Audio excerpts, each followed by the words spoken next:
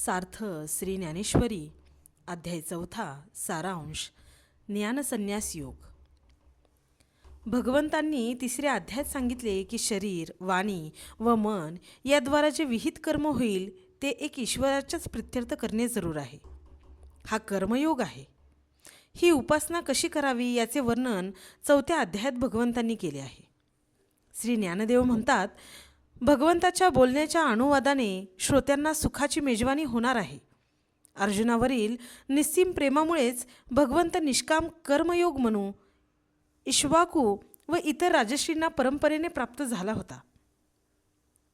सध्या वैराग्य विवेकाच्या अभावी लोक देहासक्त होऊन विषय सुखात दंग झाल्यामुळे जो निष्काम कर्मयोग लुप्त झाला तोच तुला पुन्हा मी आणि तू प्रेमाचा पुतळा, भक्तीचा जिव्हाळा व सख्याची मूर्ती आहेस म्हणून युद्धाची धांदल बाजूला ठेवून सांगितली.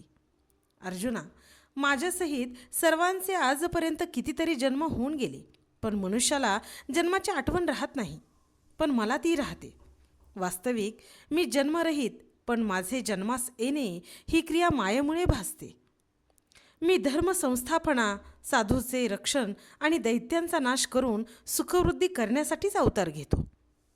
आत्मज्ञानी व काम क्रोधादी विकारांपासून मुक्त असलेल्या पुरुषांना ते मद्रूप असल्याने हे माझे अवतार कार्य समजते.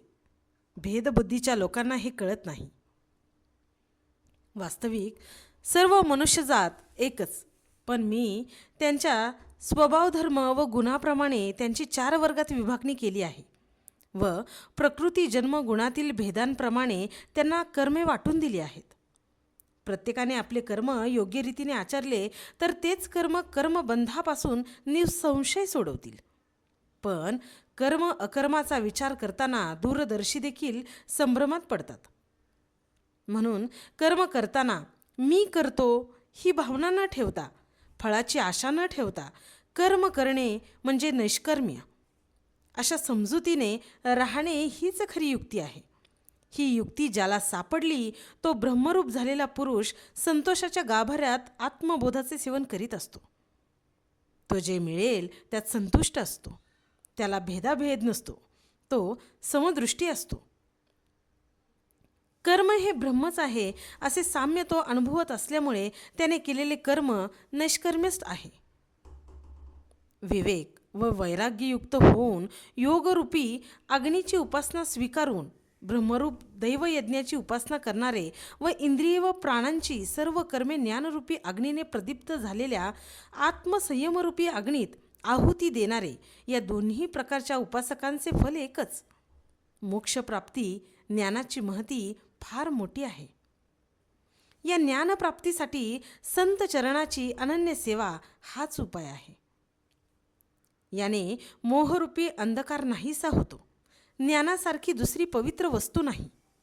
याची प्राप्ती विषय विरक्त व कर्माचे कर्तृत्व स्वतःकडे न घेणाऱ्यालाच होते.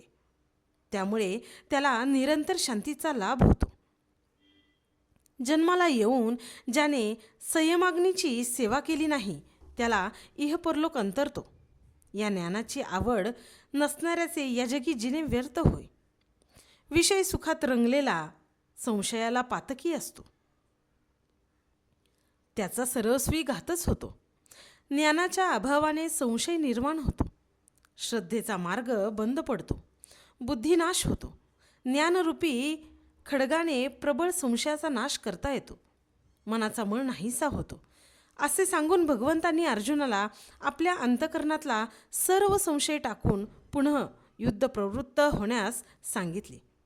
अध्यायाच्या शेवटी ग्रंथातील शांत रसाचा उत्कर्ष, शब्दातील सामर्थ्य, साहित्य अलंकाराचे वर्णन करून संसार दुःखाच्या समूळ उच्चाटनासाठी श्रोत्यांना अवधान देण्याची विनंती श्री ज्ञानदेवांनी केली आहे.